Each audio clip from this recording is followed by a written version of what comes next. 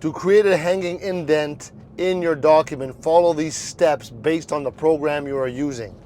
So number one, first of all, in Microsoft Word, okay? Number one, select the text. Highlight the text you want to format.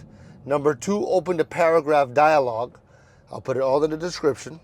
So basically right click on the highlighted text and select paragraph, and alternatively the home tab and click on the small arrow at the bottom right corner of the paragraph group. All right. Number three, set the indent.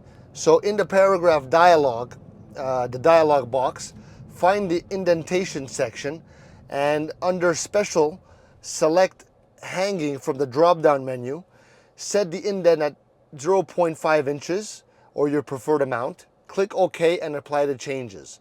In Google Docs, number one, select the text. Highlight the text to your that you want to format. Number two, open the ruler. If the ruler is not visible, go to the view and select show ruler. Number three, now you adjust the indent. On the ruler, look for the triangle and rectangle. Drag the bottom triangle, the left indent, to 0.5 inches or your preferred amount. Leave the top triangle at the left margin to create the hanging indent.